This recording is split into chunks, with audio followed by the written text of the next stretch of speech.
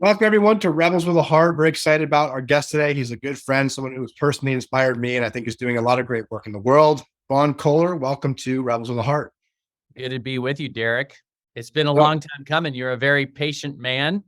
And, there was that little cancer thing that got in the way of us meeting. So, yeah, I think you have fair reason and focus in your life and what's important. And I'm happy to be patient and supportive for that, Vaughn. So I'm glad to see that you're doing well, that you're healthy. yeah, You got a good energy about you, like the aura there. So you're looking good. And thank you. yeah. Yeah, I'm very blessed. Things could have gone really badly. And like with anybody who has cancer, it could come back, but you take 2 days, or I almost said you take 2 days at a time. You take Yeah. one day at a time. And, I just trust the Lord, but I'm very, very blessed to be cancer free. Yeah, that's beautiful. I mean, one of the other recent guests I had on the show, Robert Ellis, another friend of mine, who's actually done a lot of coaching in the tech world, has terminal cancer. And he came on and was talking about his journey. Wow. And it was really, I mean, it was a really impactful interview. So I'll make sure that I share that with you because, and Yeah. even maybe you guys would enjoy knowing each other. Just Yeah. he has a very Absolutely. refreshing perspective on what that has taught him and just the level of presence that he has now in his life and just how he's showing up. It's been really powerful. It's a really good interview. So No, I'm glad that you're healed. I'm glad that Yeah. you're here, especially because you have a lot of work left to do between your family and what you're bringing to the world. I know you're a young baby and four other kids. Yeah. I mean, you have a lot of life and a lot of purpose to contribute still. So Thank you. I like to think so. And it appears that God thinks so too, because like I said, it was shown great mercy. It is when you go through something like that. And I had neuroendocrine cancer. I had tumors in my liver and in my small intestine. And it's just a weird kind of cancer, and it can pop up anywhere at any time. But, you know, it is weird. It's just a paradox. I'm going through that. I wouldn't wish it on my worst enemy. And yet, and this is what I'm sure your friend would say, it does really drive home to people who are experiencing that, the sacredness of life. yeah. And how the things that are really important are, your loved ones Yeah. and the impact that you're going to make on people and the things that last for eternity, not just, Yeah. I mean, I'm a good entrepreneur just like you are. And I'm all about, creating wealth, which we'll talk about in the future. But really at the end of the day, it's those relationships that matter and those things that make life sacred. So, and you have a really, a much deepened ability to understand that when you're going through something like cancer. Yeah. And I mean, for what it's worth, that is the entirety of what you just said about knowing what it's like because you've been through it. That's the entire basis of what we're building with LifeGuides, right? The idea that someone who's gone through a particular experience or event or a challenge or lessons that they're experiencing and is now on the other side can be a guide or a mentor for someone who's going through that same moment, right? And so that story, those lessons, those perspectives that you've gathered now have the ability to be shared in service of someone else's journey and their own struggle. And you're, in essence, potentially helping them lift the burden or give them a new point of view or frankly, giving them hope, right? That they can persevere through it and that someone else has been there and that they're not unique or alone in this situation, that there's others and they can call upon that community and that tribe that's around them. And that's what we're building ultimately. So absolutely. So that was a nice tee up. So thank you for that, Vaughn. You're welcome. We're on the show though. I'm all about providing value. Yeah. Honestly, I love promoting. I mean, I have friends that are doing amazing things like yourself. So I'm all about promoting their stuff. Cool. So let's talk about this one, promoting you and your spirit. You're on Rebels with a Heart. Right? Yeah. I like to ask this question. What does that mean to you? What is a rebel with a heart? In terms of your life experience and your lessons and your wisdom, how would you define that for Vaughn Kohler? That's a great question. And, I'm sure your audience is fairly diverse in terms of the spectrum that they're on in terms of their faith or their belief. I would say that whether you are a person of faith or whether you just don't, subscribe to anything like that, I would say that most of us agree with a famous quote by Albert Einstein, which is, he said one time, "I doubt the majority is ever right." He said, "I doubt the majority is ever right." And, the Christian faith teaches that basically across the board, the world system is sort of stacked against good, right?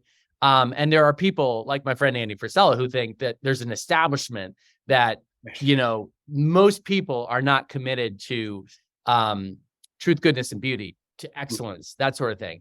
So I would say that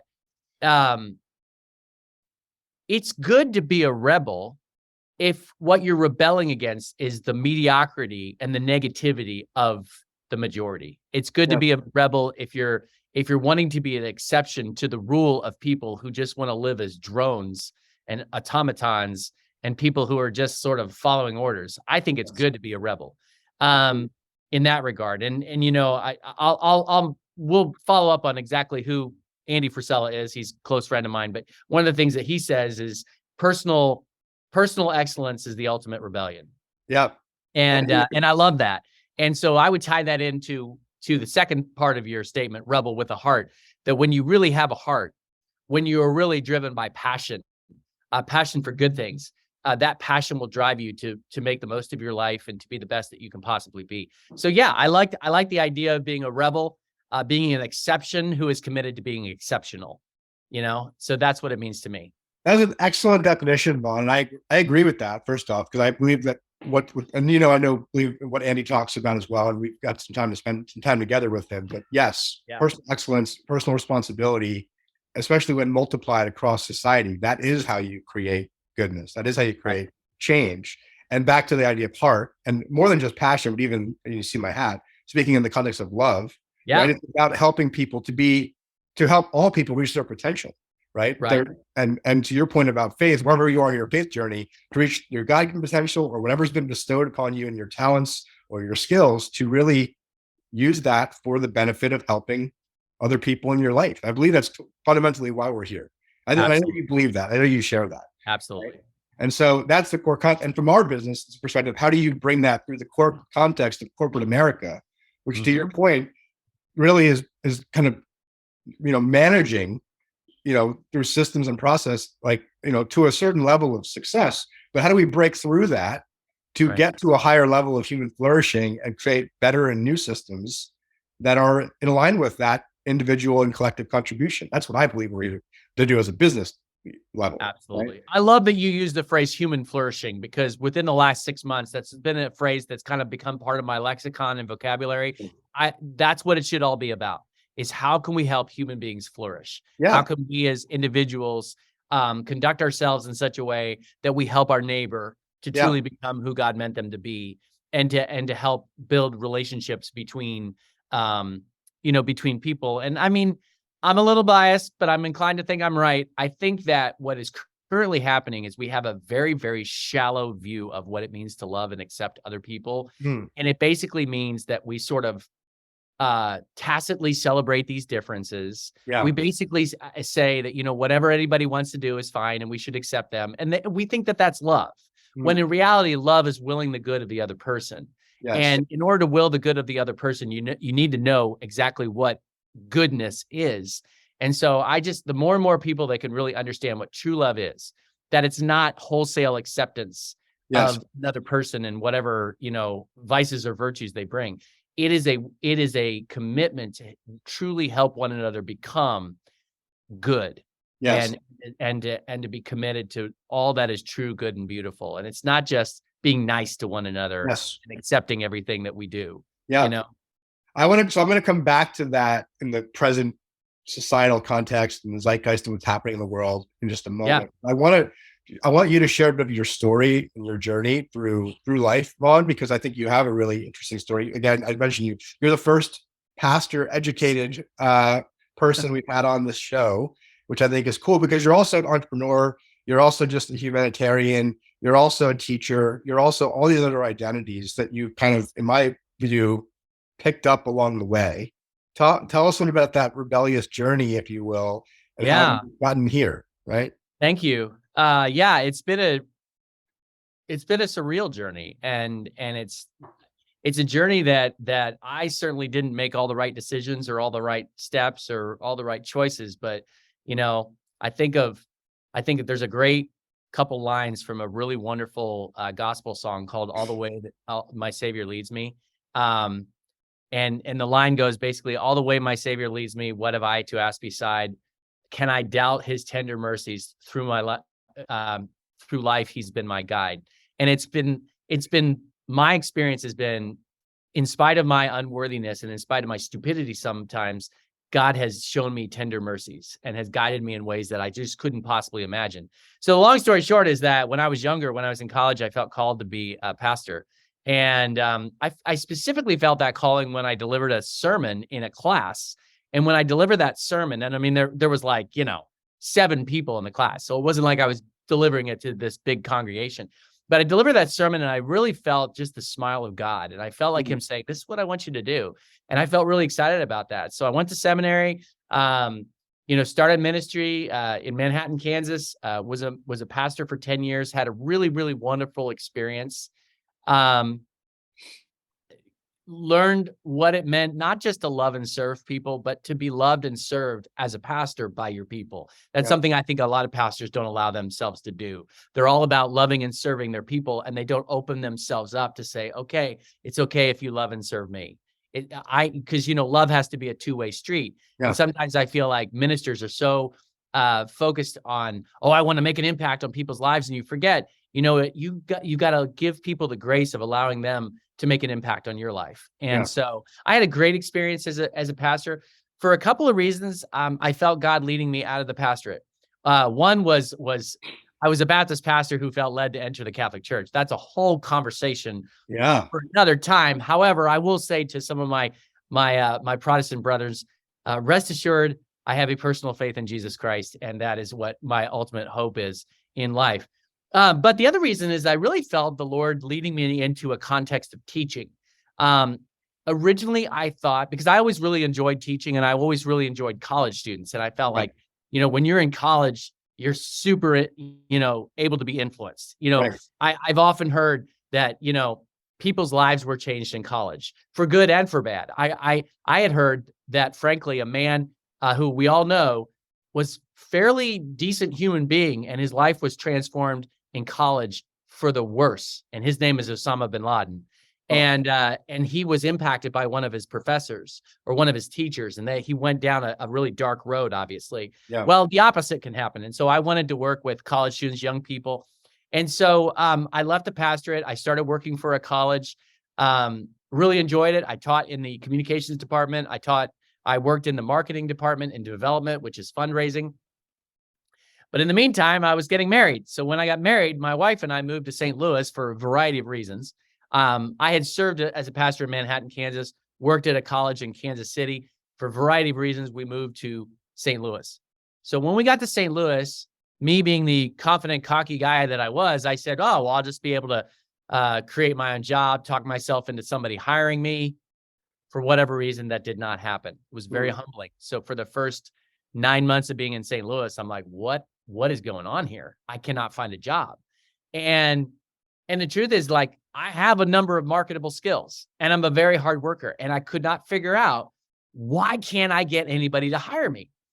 Well, all of a sudden it dawned on me. I said, you know what? Why don't I just start my own thing?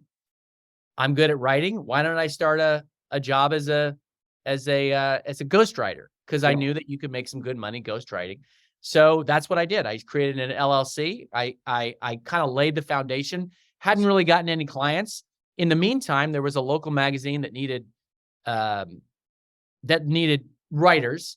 Yeah. And if you know much about that whole scene, I mean, you're lucky if you make $250 for a single article. So it's not like, unless they hire you on staff, it's not like you can, it's not a sustainable income just to write a bunch of articles, because you're not going to make a lot of money. But I said, I like to write. And the focal point of this magazine was they were trying to be a GQ or a Esquire for the local St. Louis area. And so a lot of the stuff that they talked about, personal development, entrepreneurship, I was very interested in. So I said, I'll start writing some articles for them. In the meantime, I needed to help pay the bills. Now, people always laugh and they say, well, isn't your wife a doctor? I said, yes, she is. But when she and I first got married and we moved to St. Louis, she was involved in a startup, and she got paid like a third of her market value. Wow. And we already had a child. So as you can imagine, Derek, and those who, have children in today's day and age, it takes a lot more money than you think it does, you Yeah, know? And absolutely. so I needed to contribute. So what I did was I just responded to the one company that actually responded to me in terms of my resume. It was a place called Tri-County Water and Air, and they sold water purification systems for houses. So, you know, you bought these purification systems to make your water, you know, more drinkable. So I started going through the training through that. And I was kind of disheartened, to be honest with you. I was like, wow, I cannot believe, you know, I had these grand hopes for myself and I'm going to be a water purification salesman. But I was still committed to doing this thing and starting this. By the way, there's nothing wrong, obviously, with being a water purification salesman. Absolutely. Nothing wrong, but that wasn't what I felt called to. So long story short is I started writing articles. I started kind of laying the groundwork for doing this ghostwriting thing. And I finished my training. I went out on my first training call, and on my way, and I remember it was a very, very bleak day in February in St. Louis, and I was driving out to Southern Illinois, and I just remember feeling like, man, my dreams are dying, you know. And the phone rang, and it was the guy that run the magazine. He was the publisher. He said, "Hey, what are you doing?" I said, "I'm just going out to my first sales call." And he's like, "Okay." Well, he said, "I don't want to throw a wrench in the situation, but we fired our editor." I said, "Really?" He said, "Yeah, we think you do a better job." I said, "Really?" He said, "Now we are a startup, so, you know, we can't give you a lot of money," but he threw out a number and I was like, well, that's enough. I mean, it was comparable to a first year teacher. Yeah. And I thought, if I can at least make that much, I can do my other stuff on the side. Sure. You know? And so I said, I'm down. Let's do it. And he goes, "Well, are you available to actually meet with somebody and write a story this week?" And I said, "Yeah." And he said, "Well, I want you to meet a guy. He's a local entrepreneur who's built an amazing multi-million-dollar nutritional supplement business. Yeah. His name's Andy Frisella." And I'm even getting like chills right now, Derek, because I didn't realize at that time how pivotal and how God ordained that whole experience would be. And so for those of you, you know, who are listening, who don't know, I basically met with Andy. I wrote an article about him. We really hit it off. And I said, "You have such great ideas. You should write a book." And he said, "I should, but I just don't have the time." He said, "I'm a great writer. I just don't have the time." And I said to him, "Well, you know, I know a guy who just recently started a ghostwriting business." And he said, "Well, throw me a proposal."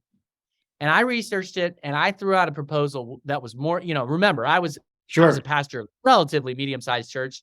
So I threw out a number that for me was like, oh my gosh, if he goes for this is going to be like, my ship has come in. He didn't even blink. He was like, "Oh yeah, that sounds great."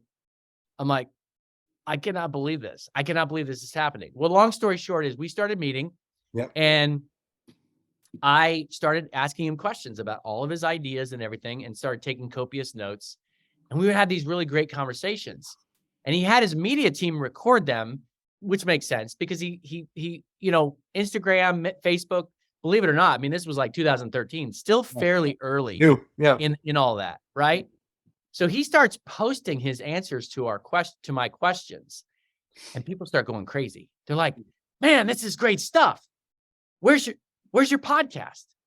And he's like, "Podcast? What is that? We thought only tech nerds did podcasts, you know?" And so he says to me, he says, "Hey, I got a proposal for you." So what's that? He goes, "Don't worry about a book right now." He said, "I think we should do a podcast, and I think you should be my co-host."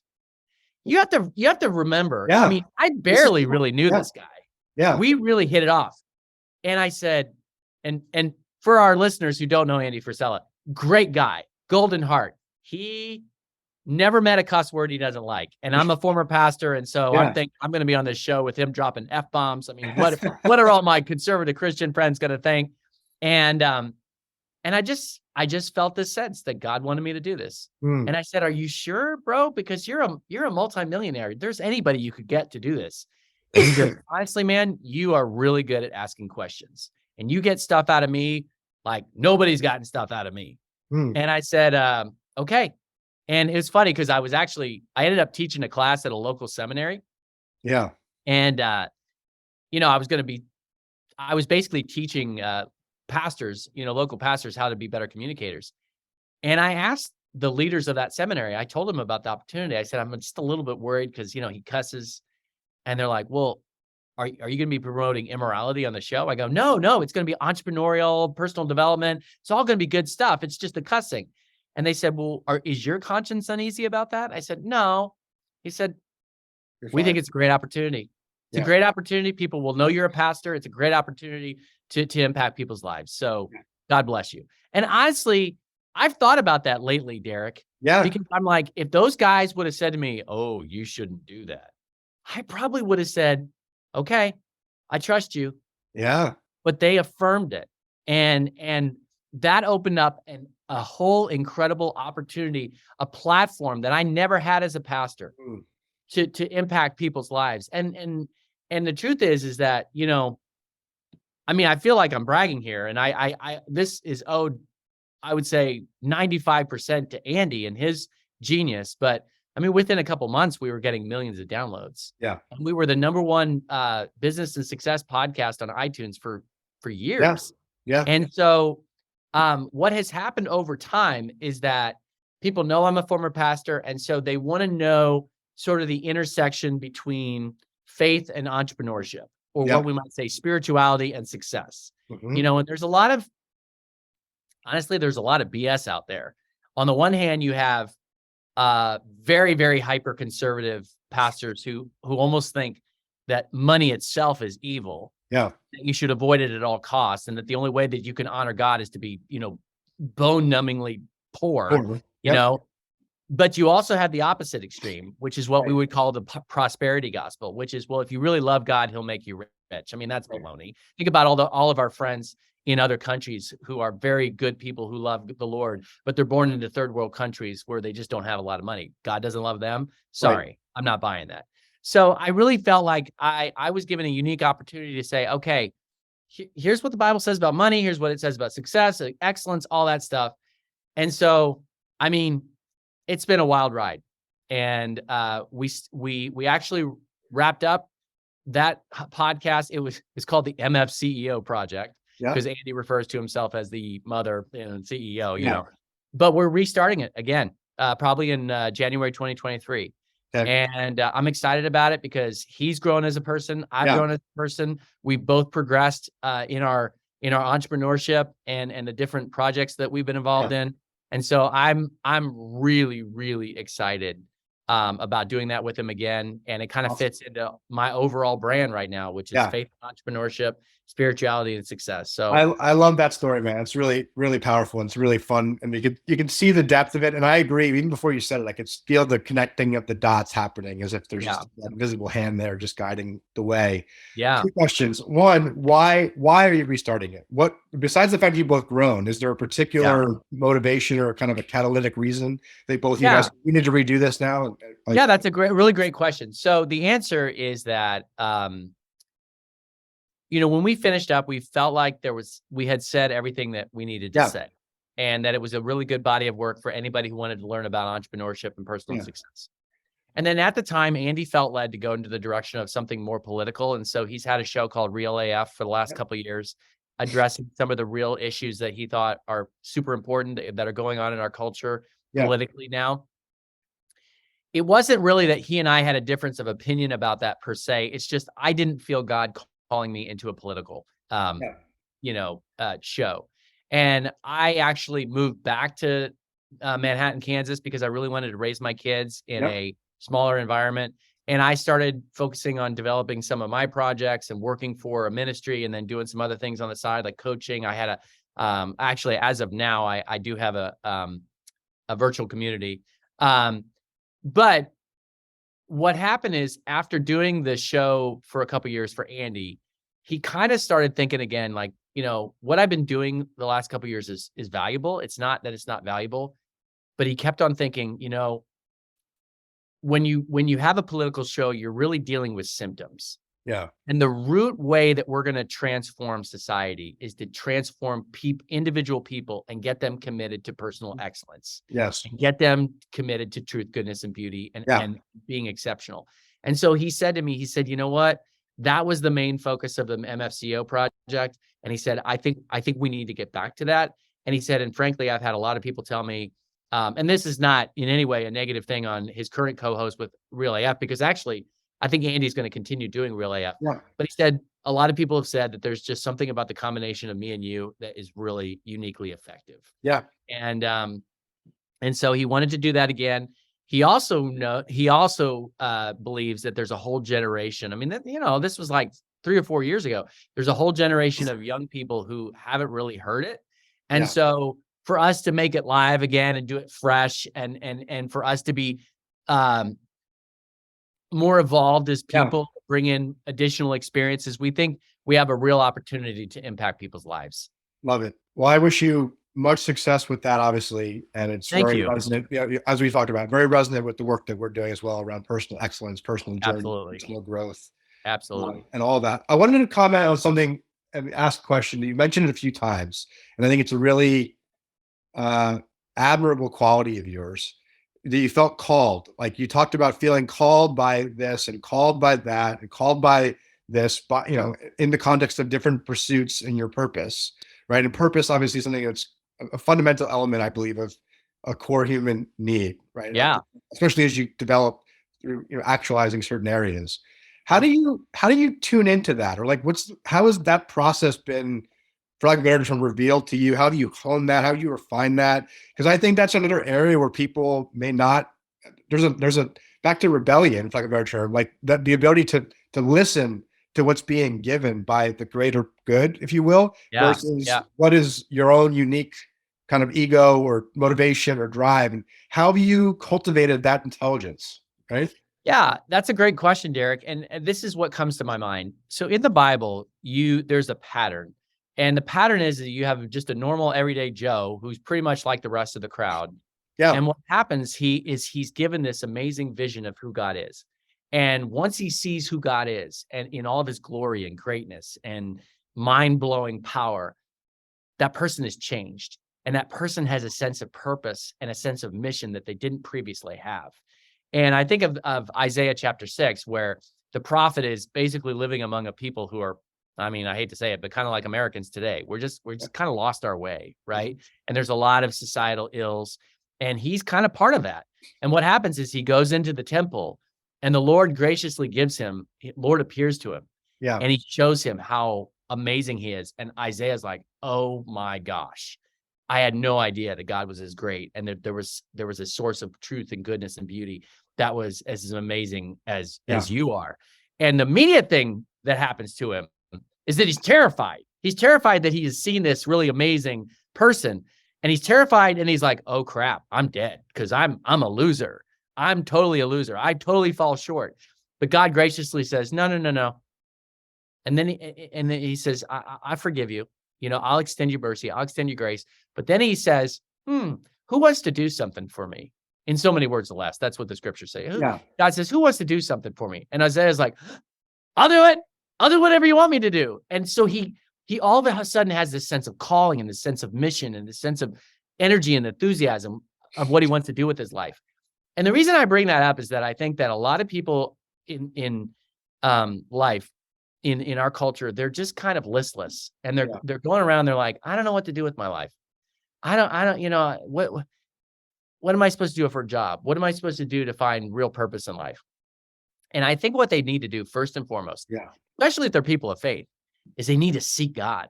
They need to sit down with God and say, Lord, burn who you are in my eyes. Let me see your greatness so that I get motivated to want to go out and do good in the world. And so I have this prayer, and actually, I think it's a prayer that regardless of where people are at in their faith spectrum, even if they're like just barely anywhere, like they have a very, very basic belief in God, I think this is a prayer that people can pray. You say, Lord, show me who you are, because when I see who you are, I will know who I'm meant to do. Let me start over.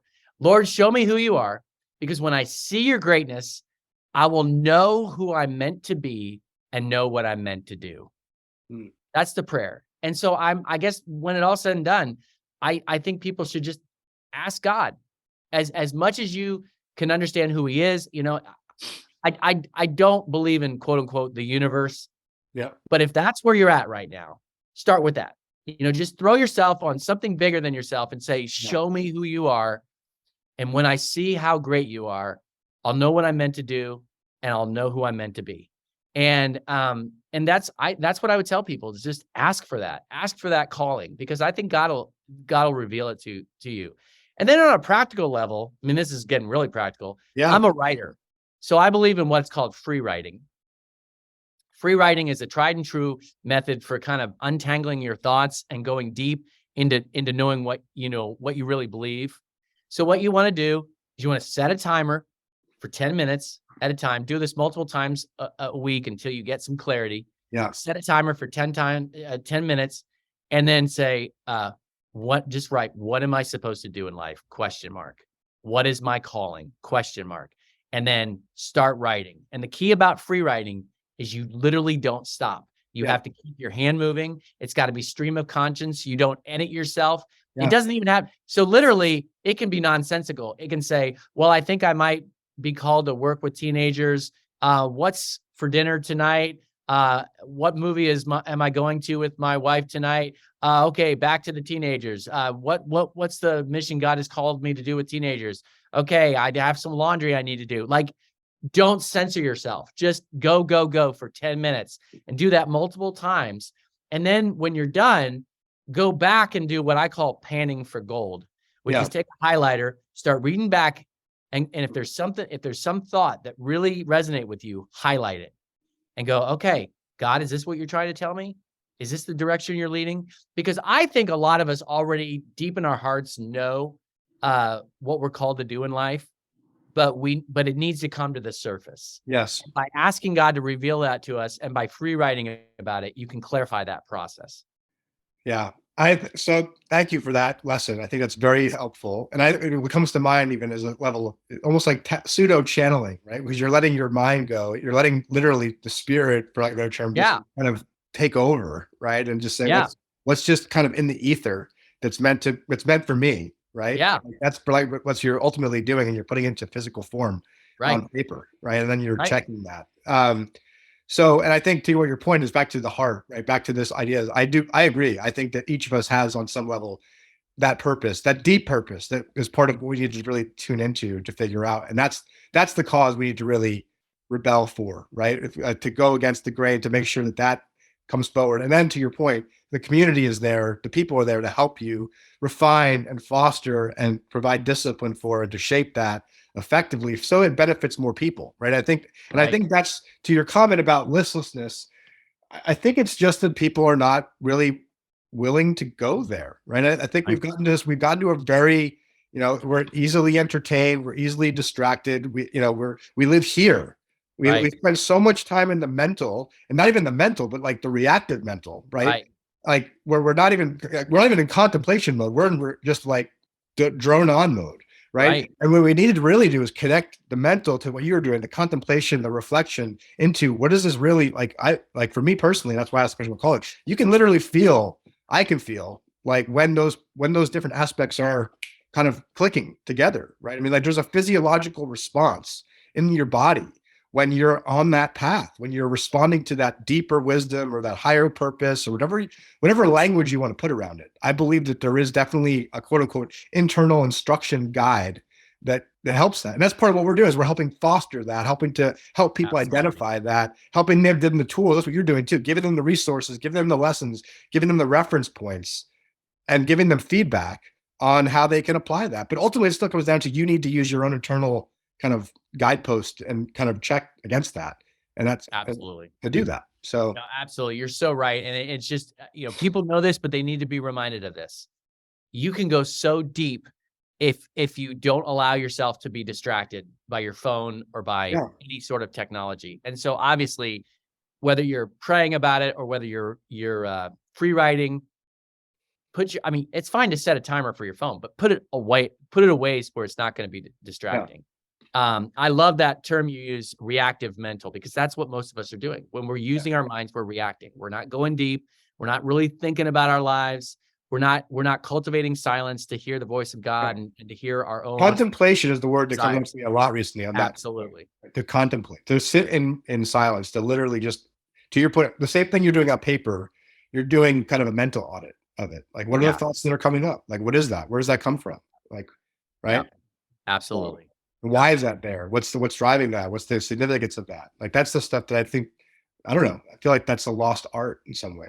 Absolutely. Right? Like, think about how much time, you and I are of a similar generation. It's wild to think how much time you can pass by on your phone. I think back, we used to spend hours just sitting in silence and almost boredom, right? Yeah. But yet there was a certain spaciousness in that, right? Like, just things would just kind of naturally bubble up for people, and Absolutely. there was a depth to that, right? Well, and thank God for boredom, because what happens when kids are bored? Eventually, they can't take it anymore. Get creative, and they start getting creative and using their imaginations. And that's the problem that we've had lately, is that we don't want to lack of imagination. Right. So instead of cultivating our own imaginations, we just go look at memes. Right. It's sad. Really, it is. And I'm just like everybody else. I enjoy a good meme. Yeah. But it's like anything. You have to keep it within its proper place in your life. Yeah. If you're looking at memes for a couple minutes a day and you're laughing, great. If it's eating away at your soul and your time, then that's a problem. Yeah. And what most people I think don't realize is that we in this culture have gotten to the point where we have to be really, really intentional about putting those boundaries on. Because if you're not, you're going to get swallowed up. Let me ask you a question, and I think this will probably be our last question for now, but it's a root question. Yeah. Right? To that point, how do you define, or how does one define, right, object goodness, right? When you boil it all down, you get to this simple level of what we're, back to what we're really here to do. Like, how do we foster that in the collective society, right? How do we yeah, that's a huge question. I know, but it goes back to the root question, right? It's the root. Like, that's why I want to get, like, that's what I believe. Like, so go ahead. Well, okay. So, I mean, obviously I'm coming from the standpoint of the Christian faith, and I personally don't believe that you can define good and evil unless there is a universal, standard of good. And that is God. God is infinite goodness. Sunum bonum is what the Latin says, ultimate goodness. And so, take the 10 Commandments, for instance. Most people who are not even Christians or not even religious kind of know basically what the 10 Commandments are, but some of the key ones that we know about are thou shalt not murder. Well, that's not just a commandment of something to do because it's right. That's a commandment because it's a reflection of God. Thou shalt not murder because God is life. Thou shalt not commit adultery because God is faithful. Thou shalt not envy your neighbor's possessions because God is the source of all good and gives us blessings that we should be content with. So there's a really great book. It's a very hard book to understand, but there's a great book called The Abolition of Man by a Christian writer named C.S. Lewis. And he talks about something that he calls the Tao. And what he means by the Tao is, he says, regardless of the differences in the major world religions, and he does say there are differences, and they are significant and meaningful differences. He says, if you look over at the history of the world, there's been a core group set of codes of morality, of codes of goodness, that all religions, and really, whether it's like a major religion like Judaism or Christianity or Islam, or a minor, little sect that happened in, Japan in the early 1100s, there's a core group of morality that all people at all times have recognized. Okay. And he said, that's at least a starting point. Yeah. That should be a starting point for any culture. And I got to tell you, this idea that we have in America of we're just allowed to define ourselves however we want to define ourselves and choose our own path. We think that that's an individual freedom that we have the right to do. Yeah. That is going to be the death of our culture if we don't get a handle on it. And to me, the move toward goodness that I think we should be the starting point is that all people of goodwill should take a deep breath and say, okay, it's 2022. We're not better than all the people who have lived before us. Yep. We're not morally superior. Instead of saying, well, we know better than they do, let's look back over history from the beginning of the time till now and say, what have all cultures agreed? This is foundation. This is foundation. This is right and wrong. Yeah. And if we start with that, then we can lay that foundation, and then we can have that really great discussion. The Christian can have the loving discussion with the Jew as to, well, who is Jesus?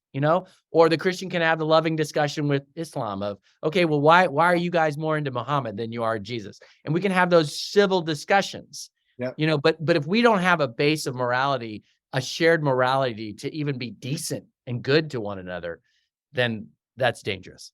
Yeah. Well, I mean, I'll just kind of close with a thought in response to that, back to the first, loving God with all aspects, heart, mind, soul, and all aspects. And then your neighbor as yourself. I mean, that's the core concept. Like, at an essence, we are all living, we're all here in life. We're all celebrating, quote unquote, our collective consciousness and experience of life, which, if you want to call it, is the essence of God, right? And our responsibility is to be there, be present, be receptive and consultative to our fellow human beings. That's the Tao at essence, right? That is the basis, the baseline. Just create the space for goodness to flourish, right? Yeah, I mean, absolutely. Anyway, this has been a really fun chat. Thanks for having me.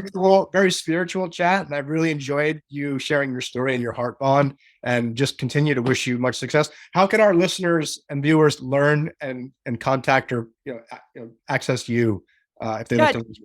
Simplest way is just, I invite you to visit me at vaughnkohler.com, VAUGHNKOHLER.com. And then I do largely have a third party running my social media now, just for various reasons. I wanted to step away from it, but I am most active on Instagram. So it's at Vaughn Kohler. If they go to my website, y'all can find out about my coaching and some of I have a book, and just, I'll trust them. They can just go there and find out more about me. But I'd love for you to reach out if you want to email me with any questions. That's totally fine. Amazing. Well, again, thank you, Vaughn, for being here. Thank you, all our listeners, from the heart. We will see you on the next episode. All right. Thanks, Derek.